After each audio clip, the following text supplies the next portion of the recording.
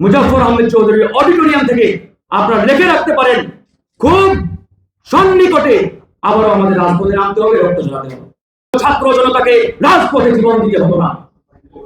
এই কথাগুলো আমাদের মনে রাখতে হবে, হৃদয়ে গাঁথতে হবে, মননে মস্তিষ্কে প্রত্যেকটি জায়গায় আমাদের প্রতিনিয়ত তসবির মতো জপতে হবে, ইতিহাসকে আমাদের মনে রাখতে হবে।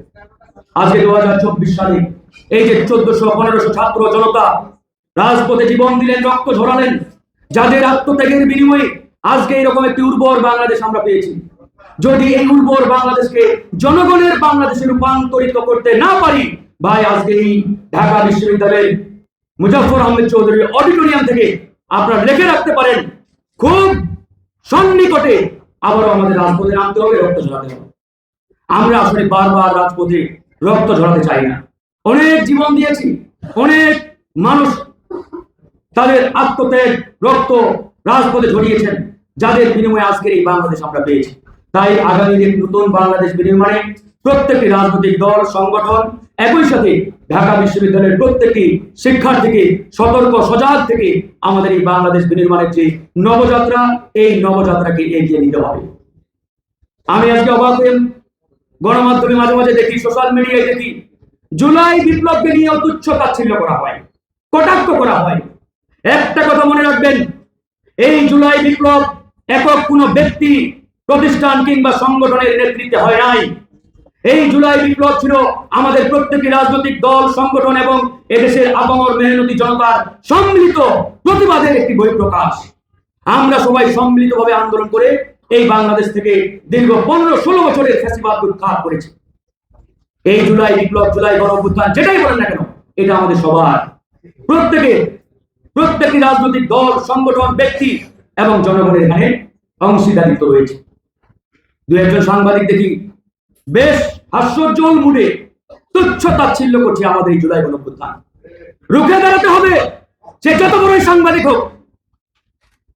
আমরা বলেছি, এই জুলাই গণঅভ্যুত্থান নিয়ে কেউ যদি চেতনার ব্যবসা করে, এই জুলাই গণঅভ্যুত্থানকে বিক্রি করে কেউ যদি আঙ্গুল করে কলা গাছ হয়, তাদের বিরুদ্ধে আমরা কথা বলবো, রুখে দাঁড়াবো। কিন্তু জুলাই গণঅভ্যুত্থানকে কেউ কটাক্ষ করবে, তুচ্ছ তাচ্ছিল্য করবে, আর আমরা এটা মুখ বুঝে সহ্য করব, এটা হতে পারে না বন্ধু। রুখে দাঁড়াতে হবে, কথা বলতে হবে। এই জুলাই বিপ্লব আমি ফারুক হাসানের একার আন্দোলন সংগ্রামের কারণে হয় নাই, আমাদের প্রত্যেকের অবদানের সম্মিলিত ফল হচ্ছে আজকের এই গণঅভ্যুত্থান এবং নতুন বাংলাদেশ। এই যে এখানে আমাদের রুহুল কবির রিজভী ভাই রয়েছেন, এই মানুষটা কি পরিমাণ জেল, জুলুম, নির্যাতন সহ্য করেছে তার কোনো হিসাব নেই। খাতা নিয়ে বসলে খাতার পাতা শেষ হয়ে যাবে, আপনি লেখা শেষ করতে পারবেন।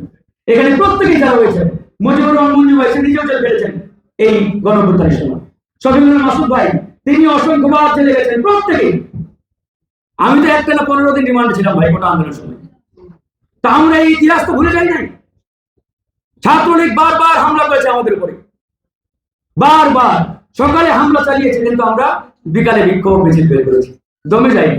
কারণ আমরা বিশ্বাস করতাম যে আজকে যদি আমরা দমে যাই, তাহলে এই যে প্রতিবাদের ভাষা, এই যে প্রতিবাদের আগুন, এই আগুন ঢাকা বিশ্ববিদ্যালয়ের মাটিতে নিভে যেতে পারে।